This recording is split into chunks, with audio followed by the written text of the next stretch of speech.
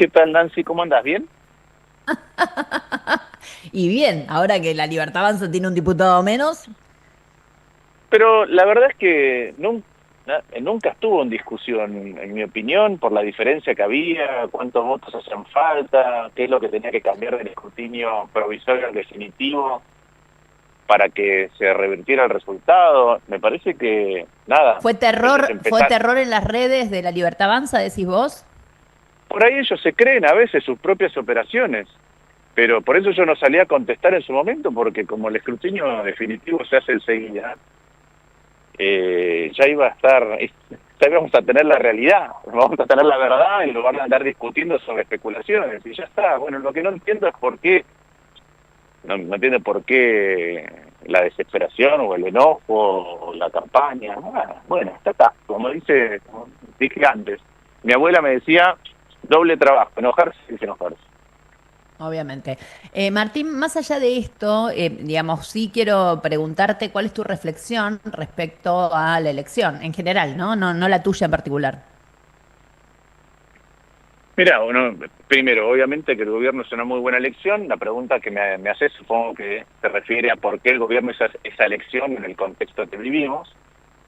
Y yo creo que tiene varias explicaciones. ¿Por qué, perdón, más que eso, por qué no la vimos venir? Porque digo, más allá de que no tengo idea exactamente vos qué pensabas, pero evidentemente, y más allá de los encuestadores, no había una sensación de que el gobierno iba a llegar al porcentaje de votos que llegó. No, comparto que fue una sorpresa para los encuestadores, probablemente para una parte grande del gobierno y para todos en general. Yo te puedo hacer mi interpretación, que Y para obviamente es solo vos, una porque digo, interpretación, si no porque está, no, para yo vos te digo, yo te también, puedo ¿o hacer no? mi... Sí, sí, sí, yo te puedo hacer mi interpretación personal, porque para mí también fue una sorpresa, pero no quiere decir que sea la verdad, porque No, votan no, 30 obvio. millones de argentinos y cada uno tendrá su motivación. Yo creo que hubo varias cosas simultáneamente. La primera es que a mí me parece todavía que el kirchnerismo no se da cuenta que espanta y que genera todavía urticaria a un porcentaje no menor de la población, a una mayoría.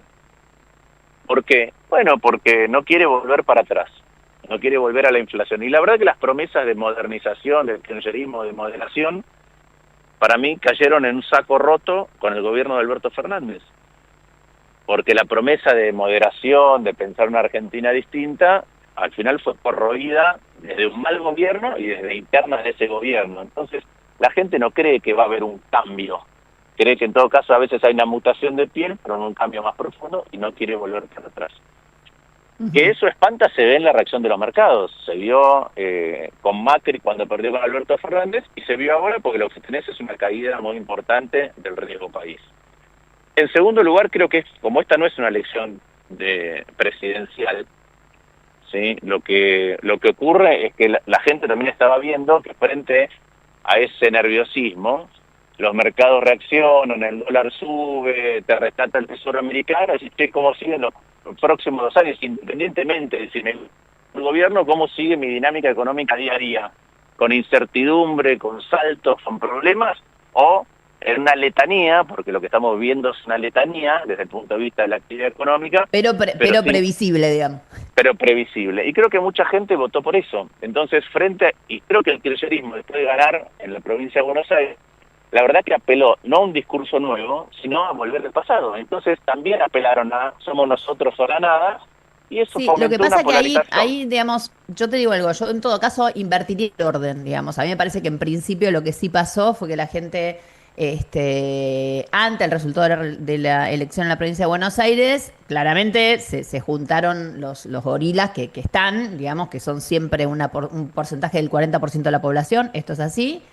Y ante el miedo salieron. Más allá de eso y más allá del discurso no del peronismo, sí es cierto que la gente que había, digamos, que se había endeudado o que estaba, digamos, atada a cuestiones que el 70% de los hogares, digamos, están endeudados, dijeron qué va a pasar, o sea, sentían que el día después era el abismo si el gobierno perdía. Más allá del discurso del kirchnerismo, ¿me entiendes? Yo a eso lo minimizo, porque en realidad no estábamos en una presidencial, estaba claro, ¿se entiende? Entonces me Sí, pero parece que tiene... estoy de acuerdo con vos, ¿eh? Creo que el primer condimento es muy importante, pero si frente a ese condimento, a ese riesgo de che, ¿qué va a pasar? Lo que tenés del otro lado es la moderación, de decir, mirá, hay que corregir cosas, hay que caminar por un sendero, hay que sentarse a hablar.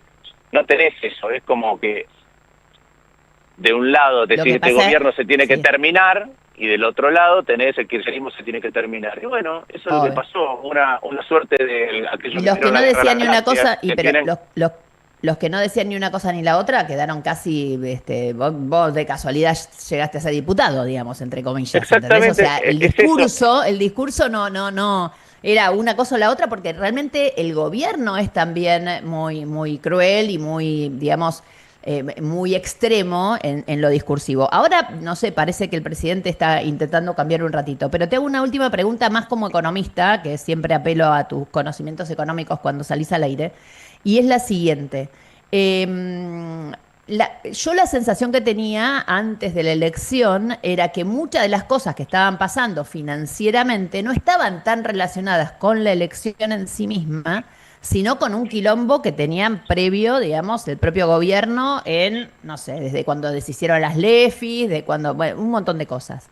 Todo eso pasó, porque también es cierto que así con tanta potencia que le dieron desde Estados Unidos, quizás muchos pensaban que el dólar iba a terminar en 1300.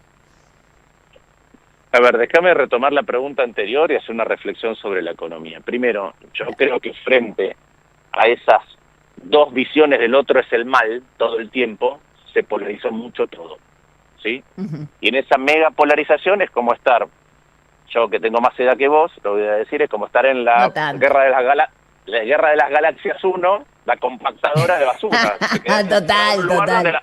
donde las paredes se van achicando y Exacto. no hay mucha escucha. Eso es lo que yo viví, sí, porque es la dificultad de instalar un espacio que además también tuvo sus problemas porque no tuvo nitidez. Yo he tenido una postura nítida todo el tiempo, pero por ahí no es cierto para todo. Entonces yo Obvio. creo que la construcción de un espacio, en un espacio diferente, que diga, mira, mi ley así no, pero hay que salir a un futuro diferente, eso no tuvo potencia colectiva, nitidez, como lo quieras llamar. Entonces, ese es el escenario. Vos ahora me preguntás, porque todo eso que está en el medio, somos los que están diciendo, che, mira, el programa económico tiene problemas, y no es solamente por el riesgo K. Es como que, mira, mi ley no acumuló reservas, ni a pesar de tener un blanqueo, tuvo que ir al fondo, a los 6 meses lo rescató el Tesoro americano, ¿sí? Entonces, ¿qué veo yo? Veo precisamente que la economía sigue mal, que la economía real está complicada, y la pregunta es si el gobierno aprendió algo de todo este transitar. Es, che, mirá, te equivocaste con el plan económico, podés corregirlo, podés acumular reservas, podés tener un tipo de cambio más competitivo. Pareciera que sí, pareciera por las señales incipientes, por algunas cosas que hace el Banco Central, por las cosas que dijo Milei, pareciera que esa parte la va a corregir. Ahora, hay otra parte que el gobierno no corrige. ¿Cuál es la parte que no corrige? Ningún país del mundo se va a desarrollar con un Estado cada vez peor. Y este es un gobierno que no se quiere ocupar de la obra pública, que no se quiere ocupar de la educación, y la verdad que es muy difícil pensar que un país desarrolla los instrumentos que necesita para crecer de manera sustentable en el tiempo, y además un crecimiento que permea todos los rincones de la sociedad, si no te ocupas particularmente de esos dos rubros, pero en general de tener un Estado mejor todo el tiempo. Milei solo quiere achicarlo, no lo quiere transformar en algo mejor. Solo quiere pasar la motosierra, Claro. y cuando le decís, bueno, pasá la motosierra y talaste toda esta parte, ¿y qué vas a construir donde talaste? No sabe. Entonces yo no sigo pensando lo mismo que pienso de principio, que no es una receta para una sociedad sana, y que la combinación de un Estado que no se hace mejor con atraso cambiario es letal para la producción y es letal para el bienestar. Tenemos que ver ahora en qué medida esas cosas las corrige. Y un elemento adicional, que es él insulta menos. No es que los de él insulta menos, él No, insulta obvio. menos. En las redes todo sigue igual, los de alrededores siguen sobrando, etcétera. Y lo que No, pero necesitas además no solo ahora eso. Mira, te digo son algo, reformas que hagan Martín. bien y por ende que sean consensuadas. Si va a querer Obvio. imponer reformas, bueno, me parece que también vamos a entrar en un problema. Obviamente. Martín, porque digo, acá hay una cosa que me parece que es lo que unifica un poco el discurso por parte de un montón de gente que él llamó alguna vez casta, etcétera, y yo me siento hasta incluida. Y es aquella cantidad de valores. Ayer cumplimos 42 años de democracia. Aquella cantidad de valores del cual nosotros nos sentimos realmente que somos un país con determinada cantidad de valores. Digo, hay una porción muy importante de este gobierno y esa es la parte en donde realmente yo no puedo ni siquiera convalidar la discusión y es el fascismo implícito en los discursos de odio que generan. Digo, realmente ese para mí es un límite y es un límite moral, ¿no? Entonces me parece que esto está bueno, que baje el presidente, etcétera, etcétera, pero estaría bueno también, digamos, que esto se percibiera como algo porque hay un montón de chicos criándose con estos discursos de odio. Bueno, mira, un par de reflexiones. A mí cuando Milei se zarpa o cuando en las redes dicen cualquier barbaridad de cualquiera y atacan a cualquiera, no me gusta que mi hijo esté mirando eso, porque no me parece que sea positivo para su crecimiento. Me imagino que a un montón de madres y padres les pasará lo mismo. Igual que no me imagino, no sé, una madre que tiene un hijo homosexual cuando él dice que los homosexuales son pedófilos. O cuando un chico que es homosexual o una chica que es lesbiana tiene que ir a una escuela, a un secundario, mientras el presidente está bajando ese tipo de concepto de línea. Entonces, la verdad que no me parece que se construya nada nuevo, nada bueno. Segundo, me parece que la libertad que propone el gobierno, particularmente esta libertad, modelo libertaria, es una libertad que es rara, que es la libertad para no ocuparte del otro, es la libertad para que si alguien se queda a la vera del camino, vos no tengas cargo de conciencia, es la libertad para no pertenecer con el otro en una comunidad. Y me parece que eso es muy malo para una sociedad. Y creo que ellos, al que piensa distinto, es distinto, mira distinto, lo consideran un otro. Entonces, se distinguen a sí mismos Bueno, como los por eso argentinos mismo, de bien y los argentinos claro. que piensan distinto parece que son del mal. No importa si es que piensan distinto, porque, por ejemplo, tienen alguien en la familia con discapacidad y les cortaron las pensiones o les achicaron las pensiones y los tratamientos y las cosas, herramientas que tenían a disposición ya no están, o si piensan políticamente distinto. Para ellos, el que es otro y tiene una diferencia no es un argentino de bien. Exacto. A mí me parece otra vez que no es una manera de construir una mejor sociedad. Obviamente, escúchame, y en ese sentido te hago la última pregunta. ¿Sabes que me quedé pensando en la reunión de gobernadores de ayer, ¿no? Y de jefe de gobierno. Y me preguntaba lo siguiente. Si vos fueras, en tu caso podés ser jefe de gobierno, si vos fueras jefe de gobierno y ayer te hubieran convocado a esta reunión y sabés que hay pares tuyos que no están, vos hubieras exigido, esto como el bullying, viste que el bullying funciona porque hay alguien que hace bullying, alguien que lo recibe y un montón de gente que se calla la boca. Ayer en esta reunión, si quieras o no, al peronismo se le hizo bullying, para decirlo de alguna manera, ¿no? Pero convalidado por todos los otros que también fueron. ¿Cómo lo ves? A ver, primero, me parece que el presidente convoca y es el que decide convocar. No siempre están todos. El presidente puede decidir qué aliados tiene, qué aliados no. Yo lo que creo que hay otro problema muchas veces, que es, si a vos te negaron el saludo, como pasó con el jefe de gobierno de la ciudad, ¿no? Quedaste pagando 2 veces. Y la plata que le sacó Alberto Fernández a la ciudad de Buenos Aires, este gobierno no se la devuelve. Y vos vas a una reunión, que a mí me parece que está bien ir a una reunión, pero cuando vas a la reunión, no vas desde un lugar de dignidad, desde un lugar de este es mi carácter y este es mi coraje y esta es mi convicción. Es problemático. Entonces yo creo que cada uno de los gobernadores, en función de tener que resolver problemas en su provincia, de cosas que hacen falta, que no las tienen o que se cayeron, o sea obra pública, o sea material educativo, o sea capacidad de acceder a mejor salud, van a ver por dónde va a transcurrir el presidente. Y eso no me parece mal. Pero después está en cómo va cada uno y cómo se va a plantar cada uno. Y a mí lo que no me gusta son los que van en función de cómo sopla el viento. Porque lo que veo ahí es que no hay columna vertebral. Bueno, ¿qué es lo que crees? ¿Qué es lo que pensás?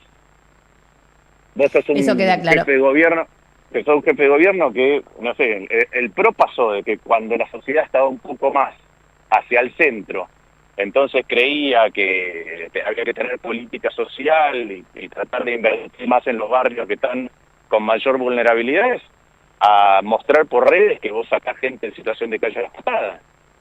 Sí.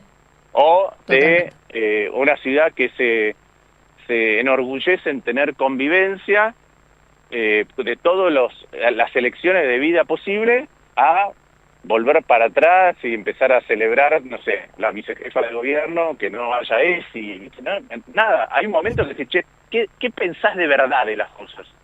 Sí. Porque si no, si el otro tiene poder, pensás lo que tiene el que tiene más poder que vos.